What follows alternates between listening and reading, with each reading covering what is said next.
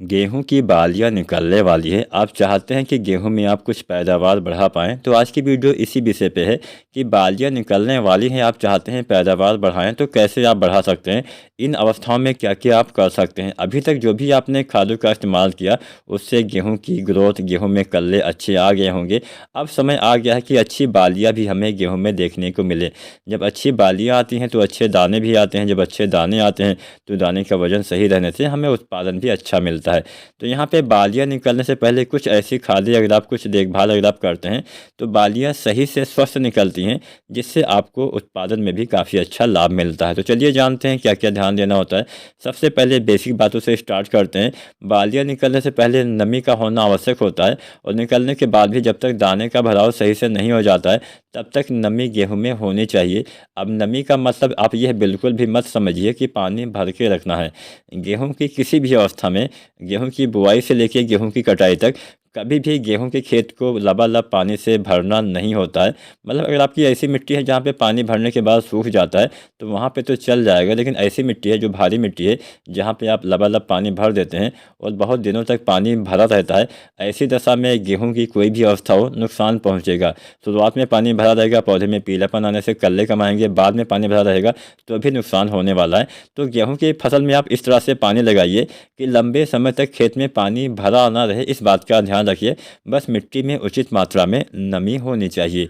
इसके साथ साथ कुछ खादें जैसे कि मैंने बताया अगर आप इस्तेमाल करते हैं तो बालियों की साइज अच्छी आती है, लंबाई मोटाई अच्छी आने से दाने की संख्या भी आप चाहें तो बढ़ा सकते हैं। तो इसमें क्या करना होता है, बालियाँ निकलने से पहले 2-3 खादें आप डाल सकते हैं अपने फसल के हिसाब से।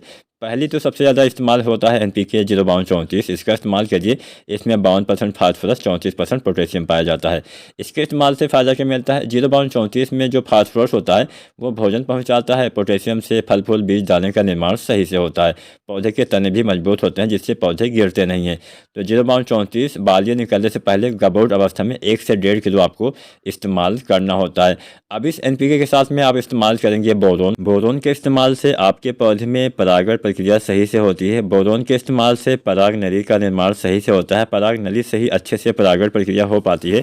तो बोरोन पर परागण में काफ़ी मदद करता है, जिससे दाने का भराव अच्छे से होता है। तो बोरोन और NPK 05234 ये 2 खाद बालियाँ आने से पहले इस्तेमाल कर सकते हैं। इसके साथ एक तीसरा चीज़ आप इस्तेमाल करिए, जिंक 12% वाला 120 ग्राम। जिंक इस अवस्था में डालने से काम क्या करेगा, इस समय जिंक डालने से पौधे में भोजन बहुत ही अच्छे से बनता है, पौधे में प्रकाश संश्लेषण अच्छे से होता है, भोजन का निर्माण सही से होता है, जिससे आपके पौधे में बालियों का विकास, बालियों का निर्माण बहुत ही अच्छे से हो पाता है।